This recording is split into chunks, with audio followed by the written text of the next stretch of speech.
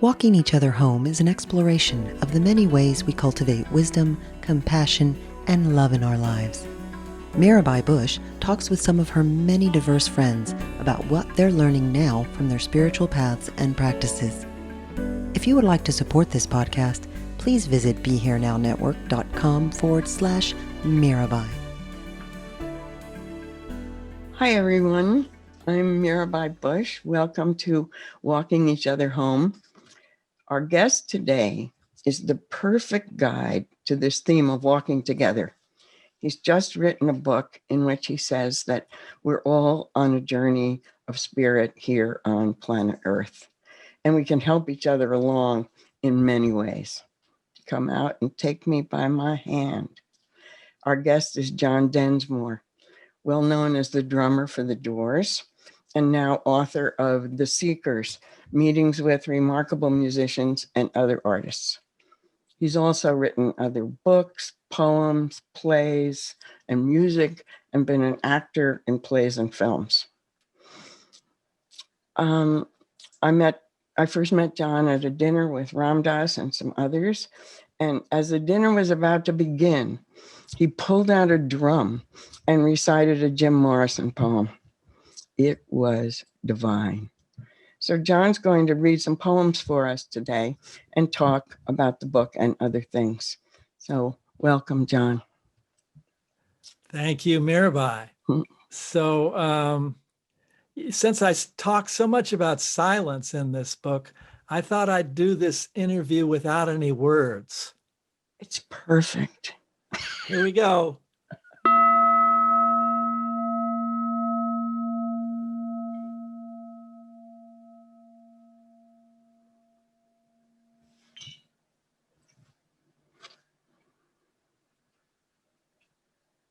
All right, now I'm going to go back and on my word and talk a lot. This is a Tibetan bowl that Manos gave me, a flute player for Deva Premal and Mitten. So let's see. I don't think Maharishi knew it, but he was the Doors press agent. We met at his meditation class. This was about a year before the Beatles got on to Maharishi. And, we were fooling around with then legal psychedelics and thought that meditation would be a less shattering route, longer, but less shattering. And I was in a small room with Maharishi and wow, the love vibe was just palpable. I was used to priests in black with high collar. And, LSD had quite a bit more impact than the communion wafer. And so I have a Neem Karoli Baba thing around my neck right now. Oh. And I was not that aware of him until several years ago when I met you guys. But boy, it's growing on me. So I just wanted to say that I can feel a love channel coming through him to Ram Dass, to Krishna Das, and Mirabai Bush. I feel it, and it's a real blessing. It's the highest compliment you could make. Thank you. I wanted to just say that. And to get political, Father Greg Boyle is a LA wonderful priest who's worked with gang kids. And recently he said about the pandemic and everything, he said, every day gets a little closer to the new normal. And he said, the new normal will have more love. So there it is. Wow. And that seems kind of ironic because today the Congress is fighting over whether to impeach our president or not. And I still believe that the love vibe is what's coming, you know. Michael Meade, a wonderful mythologist friend of mine, said that we're in a global initiation. And, you know, initiations, you got to go out alone, like we're all separate right now. Mm-hmm. And then the descent, and we're in the descent. And then you come up, and we will come up. And you come up hopefully with a new vision, because that's why you went through this descent. And so anyway, that's it. You can grill me now. Oh, that was pretty great. Love goddess. So, poems later? A little later, yeah. Okay, you tell me when. I have some questions. I even have notes. Oh yeah, this is good. Your first chapter is about your mother, which I loved. I thought that was the best. And you talk about your mother's heartbeat as the first sound, or the mother's heartbeat as the first sound we hear, the first percussion. And I watched Elvis Mitchell of the Times called your mother your first collaborator. Isn't that what he said? While you were in the womb and your own heart started beating. And so you were playing together. I thought that was cool. Yeah. You've called the womb, and I love this too, the ultimate homeland security. It's really good. When you wrote about Elvin Jones, your great inspiration, you said he was channeling the pulse of the universe, the heartbeat. So my question is, why is this important in music? Why is percussion important in music? Well, the first drum beat all of us heard was in the womb, our mom, her heart. And so if it's a duet or a 40-piece orchestra, they're all trying to play as one person. They're trying to get back to that heartbeat, because that's what makes us dance or feel secure or whatever. It's just calming. I don't know what it is. And so that's what we're all after. And we had our own little heartbeat too in the womb, you know, so we already had Elvin Jones polyrhythms, you know, but the main thing is the pulse. It has to be kind of, once you started a song, either whatever tempo, a ballad or real fast salsa, it has to stay with that same groove, that same pulse. You cannot speed up or slow down. If you do, everyone will stop dancing, or they go, what happened? You know? And so that's the homeland security, just the security of a solid groove. Does that answer your question? Yeah, kind of. It does, really. It's so, I love it because it begins the connection between the spirit and, you know, this journey we set out on, and music. It's all there from the very beginning. Yeah. It's funny, you know, I started this book years ago. I wanted to do a tip of the hat to various artists who fed me. And then I thought I'd write about my mom, because she encouraged my piano playing and drumming. And then I thought, oh, let's make it autobiographical. I'll put her first. Then I realized, wait a minute. Of course she's first. I was in her womb. She started it all for me, you know? I mean, I never initially thought I'd have a book with my mom and Lou Reed in the same. I know thing, but here we are. It's really real diverse. But that's the Doors. The Doors are very eclectic.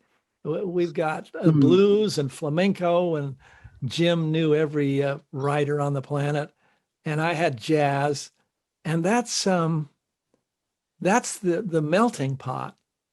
That's the American gumbo. That it's pretty delicious, and it's diverse, and diversity equals strength. That's a I little agree a completely. little Yes. soapbox statement for the Trumpsters. Yeah. Yeah. I loved that you were there in Jamaica just as reggae was getting started. That was cool. But given your appreciation of all these different American forms of music. And reggae was so interesting as a drummer because, as Marley sang, playing a rhythm, fighting against the system, they turned the beat around.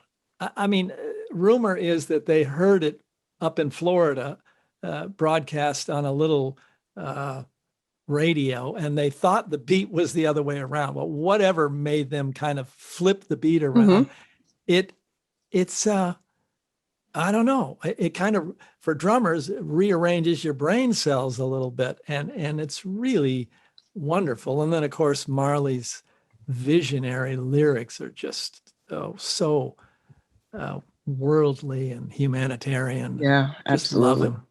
Yeah.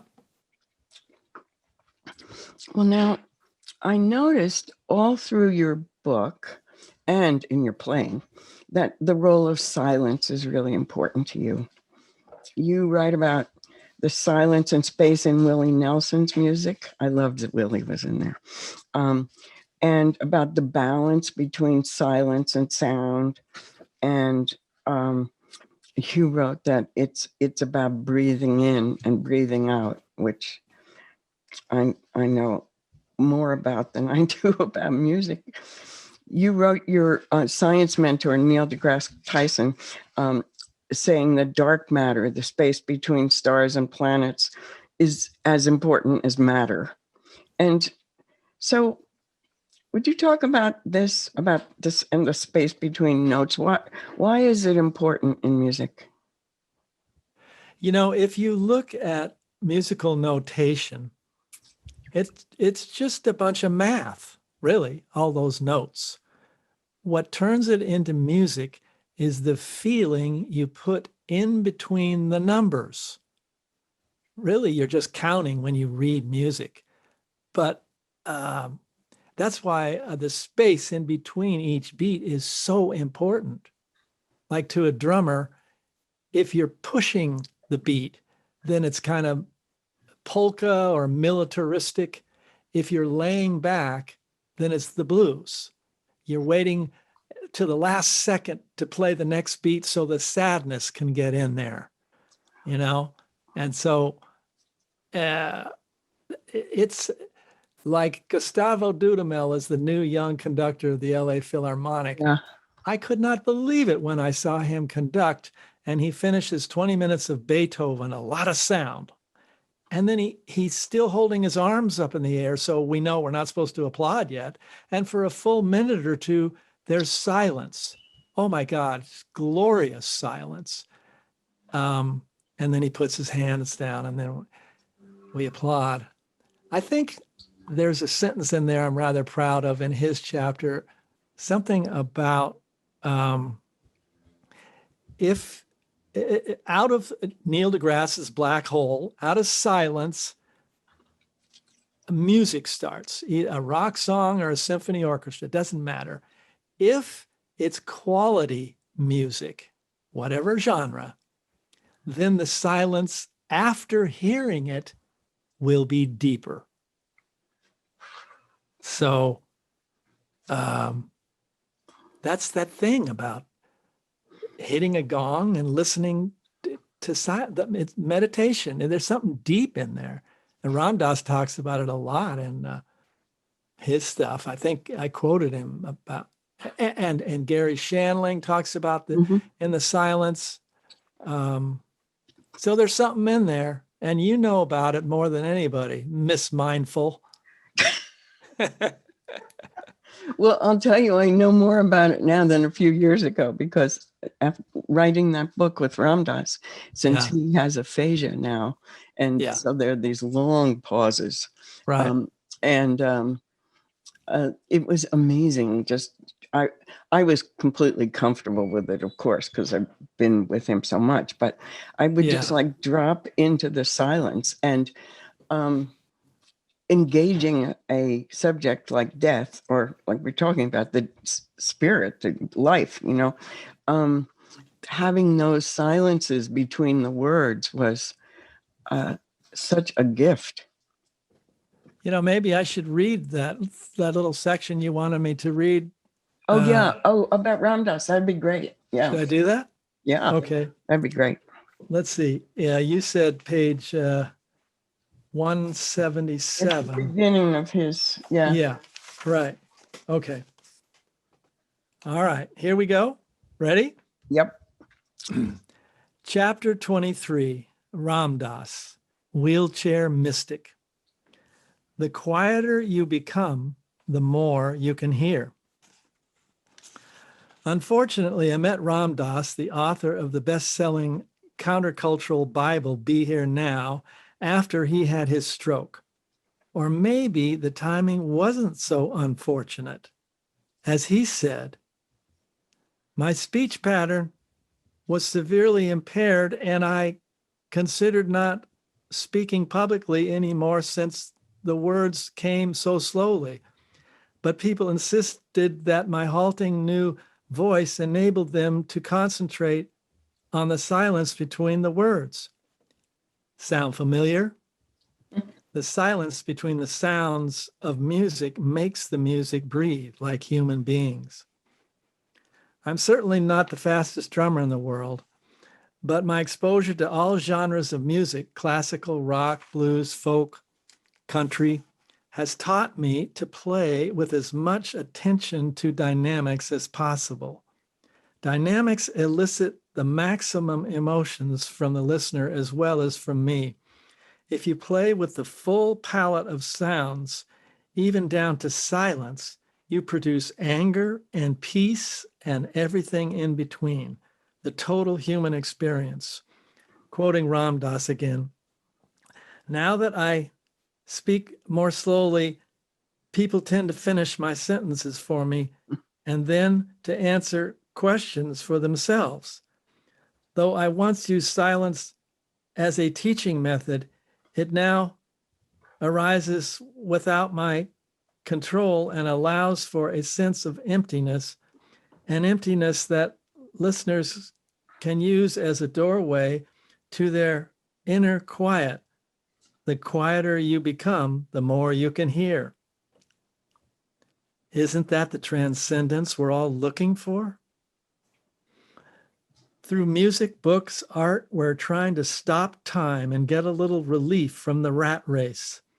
Like Bob Marley said, there's a horse race, a human race, but this here is a rat race.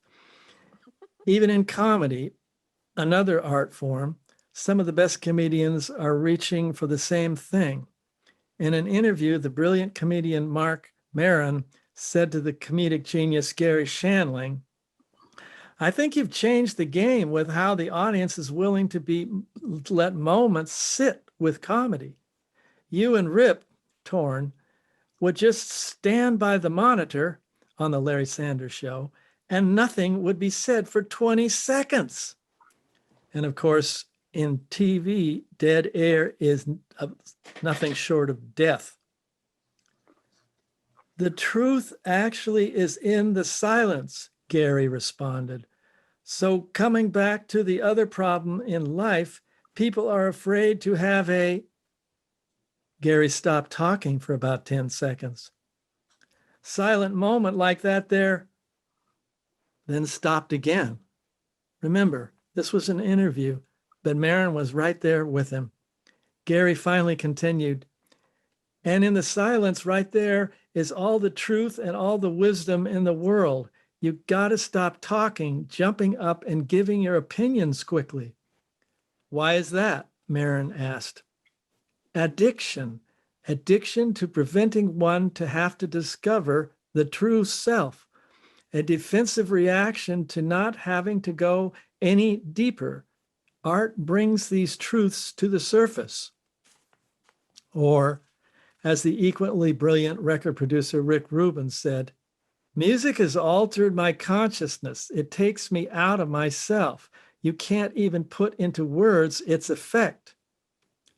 Art and meditation make a space where we can go deeper with ourselves and find our core. Similarly, Ram Dass's silences were music to my ears. I had met Ram Dass's sidekick, Krishna Das, who invited me to sit in with him at one of his chanting concerts. KD has become the Mick Jagger of the yoga music world. Nobody has pipes like his. Even Sting is a fan. Rick Rubin speaks of Krishna Das's voice as having an unparalleled authority. Like me, Ram Dass and Krishna Das, like me, Ram Dass and Krishna Das had their spiritual life jump-started by psychedelics, but they quickly found out that meditation and chanting offered a less shattering route. It's a longer path, but after all, we're in it for the long run, unlike our musical peers who got caught in a deep roller coaster dive after that peak high found the descent too steep and bailed. Yeah. Segues right into Jim Morrison and Janis Joplin, huh? That, before I forget, that reminds me that you recorded the book too with you reading it, right? That's correct, Mirabai. And also I added a bunch of music. I put in fabulous. I put in some drum beats. I put in a little piano playing behind my mom's telling me to practice my scales. And so, yeah, I think it's pretty That's cool. great. Thanks. So it's on Audible, probably, is it? I hope so. It's just getting going. Okay. But it's so great to hear you read it. Wow. There was a lot in there. Yeah. And, Jim, it's funny. He went to a Maharishi meeting. He wanted to look into Maharishi's eyes and see if he had any truth. And he said, yeah, he's got something, but I'm not going to meditate. Too bad. I'm not but surprised. Then it's interesting. It's interesting. I write about the Dalai Lama, which most people would think, that I wouldn't say what actually happened, but I kind of went beyond the bounds and did the same thing and looked into his eyes, like, prove you're as great as your rep. And, he kind of whisked me away, and it was really interesting because it felt like a Zen slap. And I was teary the whole friggin' night after that I got what was right. The windows of the soul are precious doorways. Isn't it? Yeah, Ram Dass's eyes really that entry got really deep in the last, couple of years before he. Yeah. I just a week or two ago watched Raghu's little 10-minute video of Ram Dass in Maui, I think it is. Yeah. I couldn't believe it. I myself started getting teary just looking at him, looking at me. Exactly. No, so that's what I meant by the beginning of this talk, that this guy on my chest, he's channeling through folks, and it's palpable and it's beautiful. Yeah, it's still amazing to me after all these years. Yeah. And my girlfriend, or my fiance Ildiko, whom you met at the dinner, yeah, she said, "Oh, great, Mirabai, there'll be a lot of love." And I said, "Exactly." And she's sensitive to that. So there is a lot of love. No, I am so grateful to you for this book. Is so beautiful. I loved your other book too, but and I was just, it took me back reading the chapter about Janis Joplin. I remember being in graduate school and she came to Buffalo, and I just remember that feeling of, and with other musicians during that time and other times, that feeling of somebody knows, somebody else knows. Someone else knows about like the expansion of your being out into the universe. Somebody knows the depth of passion that's trying to express itself. I just, you made me really think about music and what why it was important in my life as not a musician, and what happened to me through music. And then, as I said, I was listening to the Doors for the last couple of days. I thought, well, I just get in the mood, So, but oh my goodness, some of it that where the music goes so far that you just have to let go. And letting go is such a part of spiritual practice. Letting go of your attachments, letting go of your desires, and letting go of who you think you are. And I realized that that's one of the ways I first learned to let go. Listening to music? Yeah. And listening to your music. And I try to say in this book, if you make a space every day to do conscious walking or paint a painting that no one will see, or play your piano in a closet that no one will hear, you're in the same zone as these icons, and you don't have to climb the charts.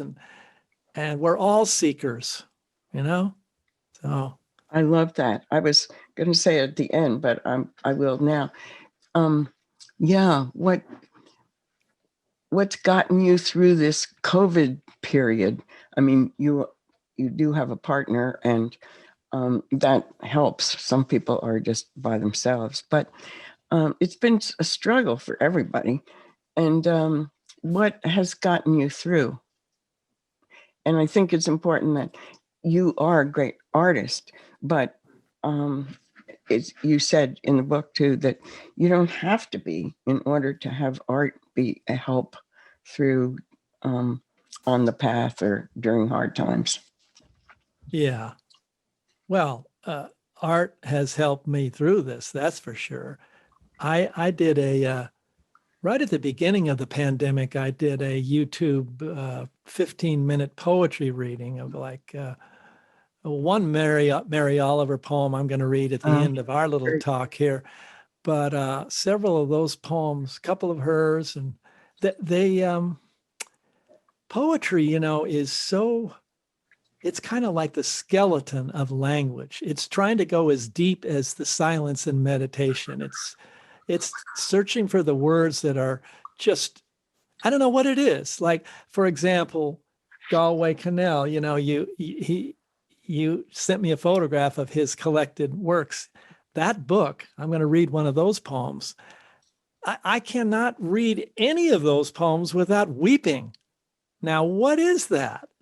Well, it's getting down to something so deep. I don't know, some deep humanity that connects us all. So. Yeah, it's so far out that you said that. About poetry, when I first went to India, it was the first time I ever meditated, did anything like that. And I was in the 4th year of my PhD in American literature and poetry. So I've been thinking about it a lot. And then we sat, Ram Dass was there too, and Krishna Das, and we sat for like a month every day in silence from early in the morning till night. And with great instruction from a teacher named Goenka. But after a while, and then I was young, I could sit in lotus position, we all did. And but at a certain point, like after weeks of doing this, I had what seemed like this incredible revelation that, I thought, a poem, this is what a poem is, that my energy was so focused and centered and strong. And I thought, oh my God, this is what a poem is. It's words in that very concentrated, at their purest and most intense expression, But I don't think I've told that to anybody else, because after I got out, it was a little bit like, when you pick up a stone on the beach on psychedelics, and it looks like you can see the whole universe in it, and then you get home and it's just a stone. Yeah. that's just beautiful. And I totally get it. And I know you do. I believe in it, you know? Wow. Mm, So we're talking about the love vibe. Yeah, I'm going to read a little tiny short poem by Robert Bly, the good. poet, getting down to the essence. Great. And this goes out to you and John, is it? Who's your husband? Oh, EJ. EJ. Mm-hmm. Okay. I'm sorry. Was that your first husband? Whoops. Oh, yes, that's right. I forgot about Okay. you understand these things, I know. I do. Well, yeah, Ildiko and I have been trying to get married. We've both been married 3 times previous. Oh my God. I tried to, my parents were married 40 years. It just wasn't my road. And due to this damn pandemic, we have postponed it 3 times now. Well, I was married twice before, EJ. And yeah. Jay and I got married after 32 years of living together on the vineyard. So you have time. Yeah. Yeah. We've been together 12. So we bumped it because, what is a wedding with social distancing? Exactly. Boring. Yes, agreed. All right. So this goes out to EJ and you and Ildiko and me. Little shorty by Bly. It's called What We Provide. Oh, I'm going to get my glasses so I can see the damn thing. Yeah. Every breath taken in by the man who loves and the woman who loves goes to fill the water tank where the spirit horses drink. Yeah. Right? Never heard that one. That is so great. That's the Love Channel. Yes. Thank you. Yeah. You want to do some more poems?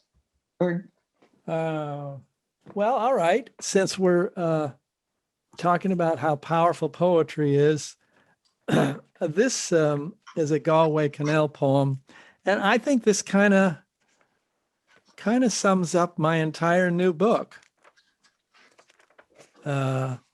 It's called Wait. This is, this guy, wow. Whew. Yeah. He's a Pulitzer dude. Even a deeper poet than Robert Bly.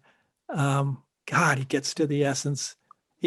I met him. He's very shy, and and Robert is the opposite of shy, but he was a wonderful mentor for us 60s males who grew our hair long and integrated feminine values, but needed a little huevos to go with it, All right, Galway Canal.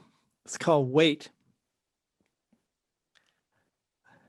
Wait for now. Distrust everything if you have to, but trust the hours. Haven't they carried you everywhere up to now? Personal events will become interesting again. Hair will become interesting. Pain will become interesting. Buds that open out of season will become interesting. Secondhand gloves will become lovely again. Their memories are what give them the need for other hands. And the desolation of lovers is the same,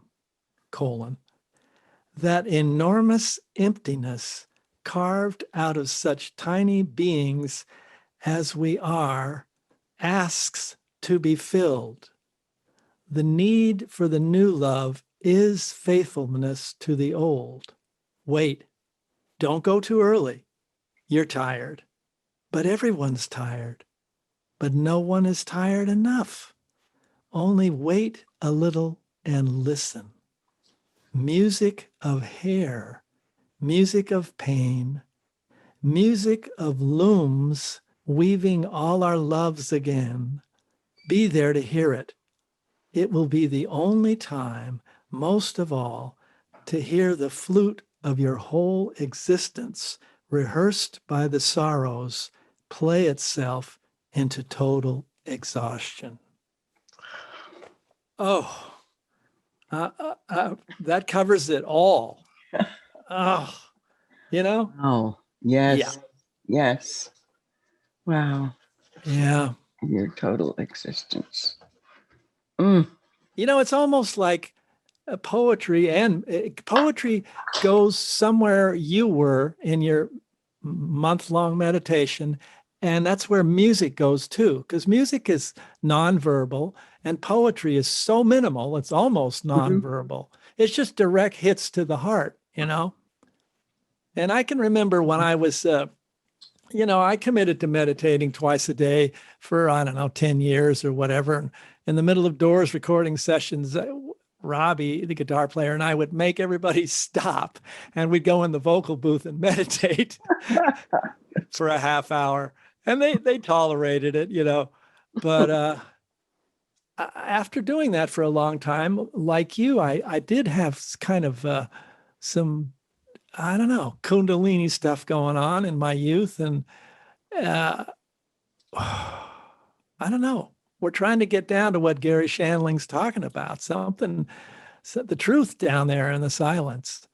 And all this stuff, this art, is a wonderful access, you know. You know, a friend, maybe you know John O'Donohue's poems. No, I know the name. He's so great. He was, he's Irish, but he came to this country. I first met him in Galway. But he was interested in kind of translating Celtic spirituality for now. And it's amazing. But he's I'm a Celt, so I know it. So he was a great poet. And he died young in his 50s. Some few years ago, but he wrote a really beautiful book of blessings. They're really poems called "To Bless the Space Between Us." And I thought of it, and he talks about the space, the difference when you bless the space between us. You can think of the space between us as separating us, but if you bless it, then you honor it as the space that brings us together. That's nice. Isn't that nice? Yeah. Wow. Boy, I can't believe you sat for a month in silence. That's big time. I think it may have been more than a month. Yeah, it was. It was. in the days, there'd be 2 or 3 days. He taught it in 10-day sessions. There'd be 2 or 3 days between sessions. And there we all were going through these huge changes, you know. And so yeah, we don't want to find out who the other people we've been looking at for 10 days in silence, you know. And of course, we're all young, you know, so they look pretty good. And so, so we would be sharing stories from our lives. Ram Dass would call us the used to be's. He had just written "Be Here Now." So he was always saying to us, "Be here now. Let go of who you used to be." That's a good line. Oh boy, what a blessing sitting next to him and you across the table that evening. Just that was a great night. Yeah, and it was really Ram Dass at his best at that time in his life. In the last like 6 months or so, he really had,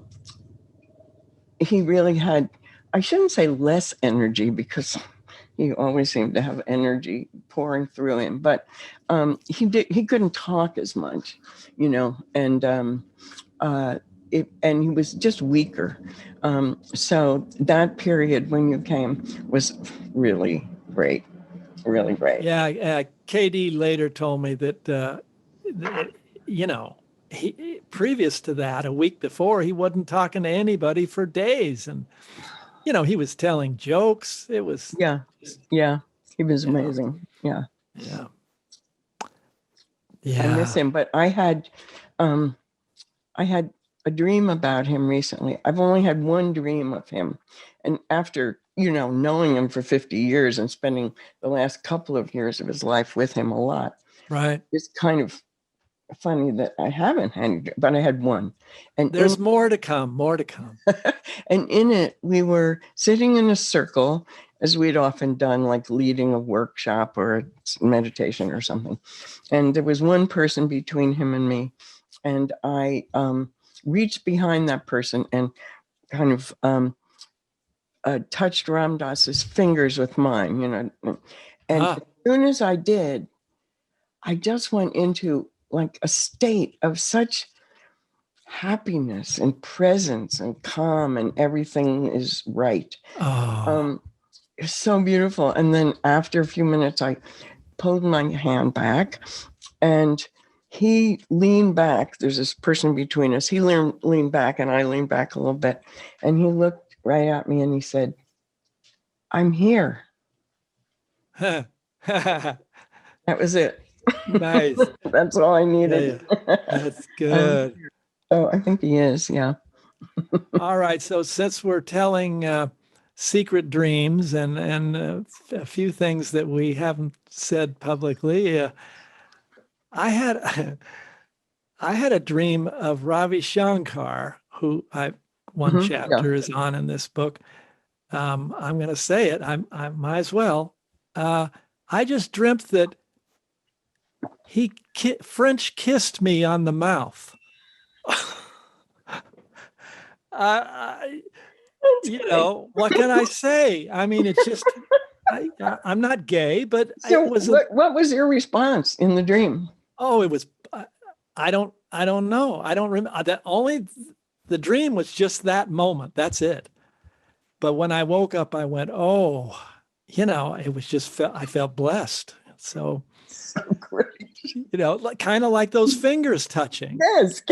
Exactly. Yeah. Right. Yes. Yeah. There's one thing I want to do. I thought about, we didn't mention that you drew the title and the idea for the book from Gurdjieff, right? Meetings with Remarkable Men. And in the first chapter of that book, he talks about his father, which is cool that you talk about your mother in the first chapter. But he talks about his father, who was a poet and a storyteller, and but in the oral tradition, and he talks about his father telling the Gilgamesh story. Yeah, and that in that story, the goddess Inanna gets a certain kind of tree, and she plants it. She moves it into her garden, and with the intention to carve it into a throne once it's a throne. And the tree grows and matures, but serpents and some kind of demon birds inhabit the tree. And so she's very upset about that because she wants to have this tree carved. And so Gilgamesh comes along and he slays the serpent and frees up the bird and frees up the tree. And his companions then chop down the tree and carve its wood into a bed and a throne, which they give to Inanna. And she responds by fashioning what they call a piku and a miku, which are a drum and drumsticks as the gift. Oh, my goodness. For Gilgamesh. So that's all there inside Meetings with Remarkable Men. I mean, he doesn't tell that whole story in there, but he talks about his father loving Gilgamesh. Isn't that good? Thank you for that, Mirabai. I had seen the film Meetings with Remarkable Men.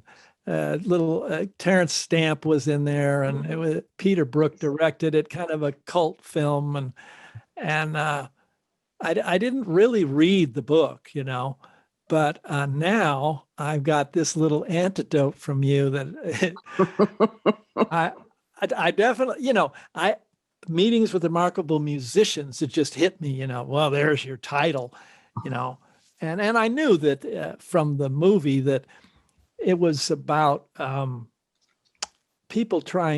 musicians trying to play so well they were like trying to catch God's ear, and sort of like a contest or whatever the hell. And that the whole thing gave me the idea of just a tribute to these musicians. But so Gurdjieff's dad told him this story, the Gilgamesh story. Yeah, he would recite Gilgamesh.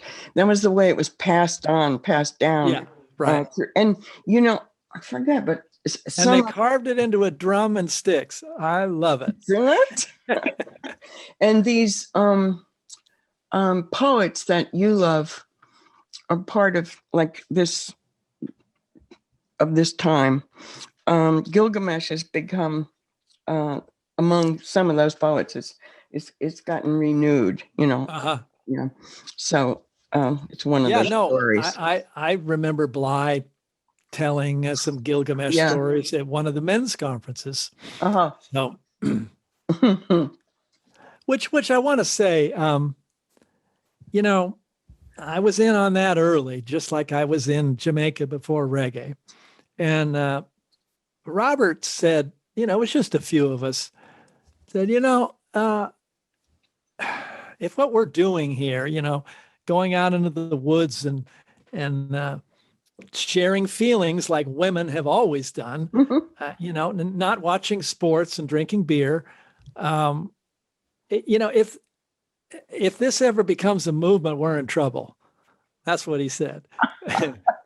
And then, bam, which is a gift because it wasn't an answer to the women's movement. It was us trying to do what you guys have been doing forever, to get down to some deep feelings, And of course, everything gets co-opted in America, and some feminists in Europe called Robert Hitler or whatever the hell. Oh, God. But it did kind of jumpstart the Million Man March for African Americans, and so what was my train of thought? Well, just that it was empowering, and I think the patriarchy was hurting and still is hurting guys as much. Well, yeah, guys have to be in these roles and macho assholes, and we just saw a lot of them on TV. That's and I write about Joseph Campbell, and whom was wonderful. But I do think that even his main myth, that the hero's journey, is kind of on the way out. That's the John Wayne one person kind of hero. The new paradigm is men and women together in groups, not in groups. One person. It's like these new women politicians, Cortez and all of them. Yeah.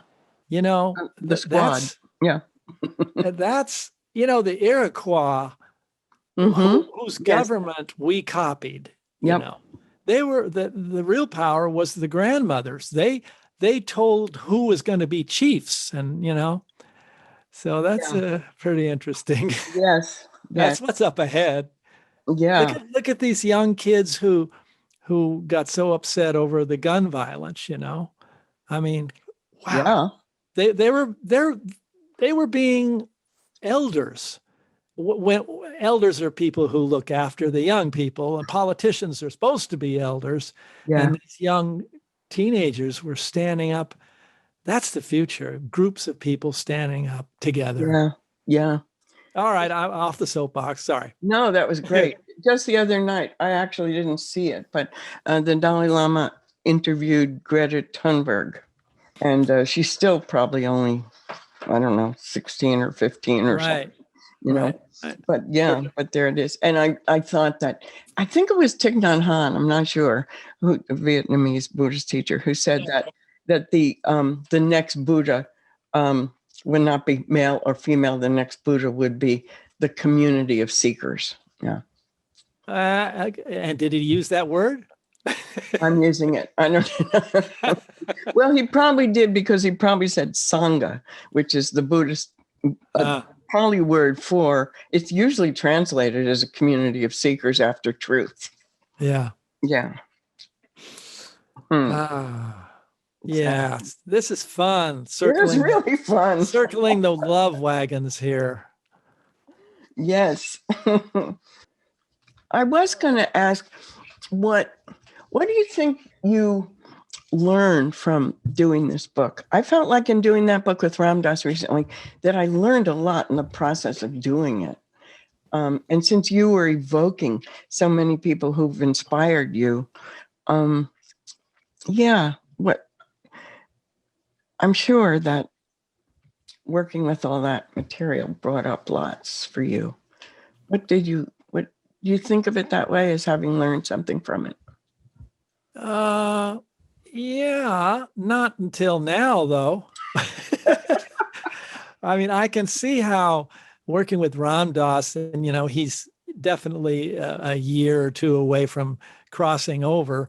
That's a very and you're writing about crossing over. It. It's a very powerful learning experience, and I was very touched by that book, and I will revisit that book several more times before I cross over. Thank you for that. I don't know. I just more than ever, maybe I've learned that we are all on the shoulders of those before us. So all these artists have fed me so much, and I didn't know that my love of classical music would feed my drumming, but it did. I didn't see that coming, but I somehow was there. It's kind of like the beatniks were the hippies, my generation, were on the shoulders of the beatniks. The punks are on the shoulders of the hippies. The grunge are on the shoulders of the punks. We're all,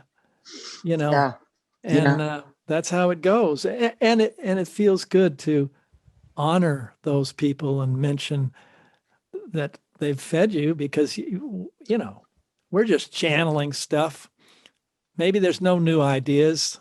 Isn't that a Bob Dylan line? Probably. Yeah.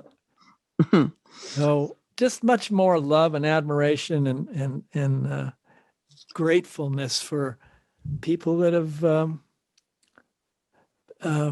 helped me be an artist. Yeah. That's walking each other home isn't all simultaneous, and it's those who went before us are walking us home as well.